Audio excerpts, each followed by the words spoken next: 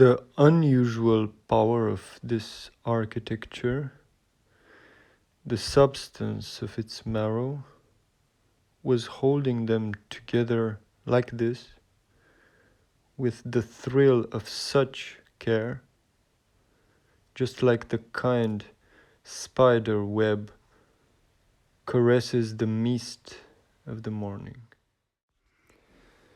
And now, certainly you want to ask, what is this architecture and what is its unusual power? I can say it is a university for moments, just like these two moments. And the unusual power of this architecture is that it can make two moments that never knew one another meet and create an entire new life together, just like these two.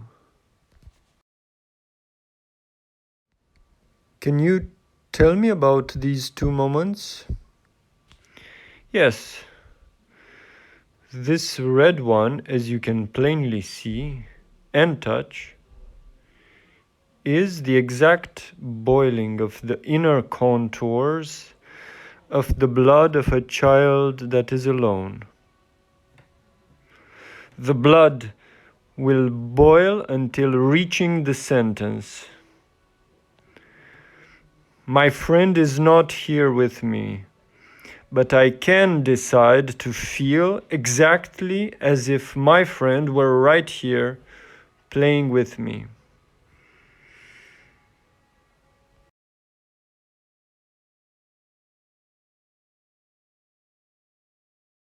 And what about the second?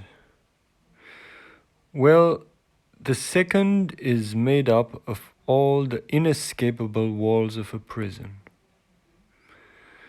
Let's say it is an actual man in prison, in isolation. All the motions of his life, all that he knew how to do, is now meaningless inside his cell. All that he tries is meaningless in solitude.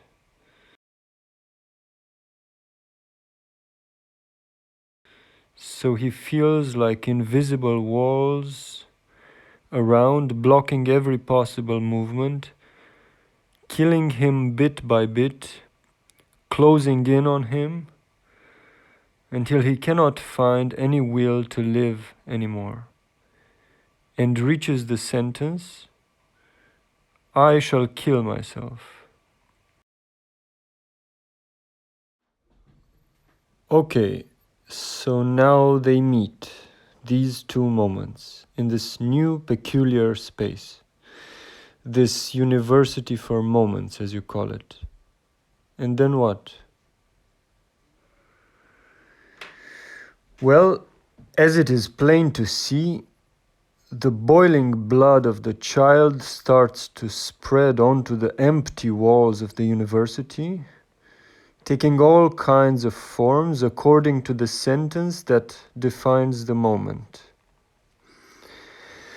My friend is not here with me, but I can decide to feel exactly as if my friend were right here playing with me. First, he says, I feel so good here. It is just like the soft touch of the palm of my mother. And thus the blood takes the shape of a palm onto the wall. Then he says, I can feel the wind moving the branches of the 3 trees I love. So, accordingly, his blood spreads onto another wall in the shape of the trees. The other sentence tried to get close, to understand the freedom of the blood on the walls, but the more he tried to approach it, all the more violently he was thrown back into itself. It was as if seeing the freedom of the child made it even more painful. so the sentence reached its final point. I shall kill myself. And the child said, well, at least you can write a letter to your child before you die. The man said, I have no child.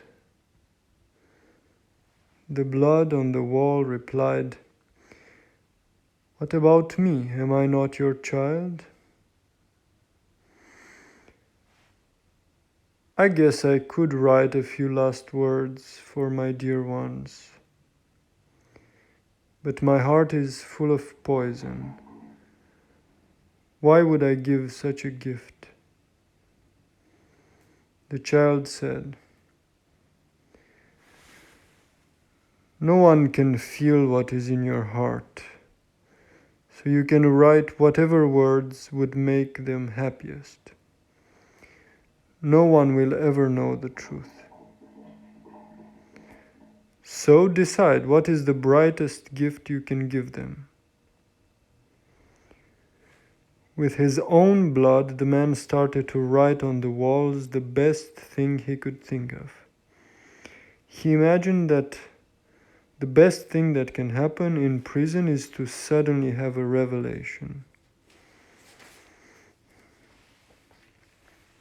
He imagined that two angels started visiting him, and each evening they would take him to visit various planets.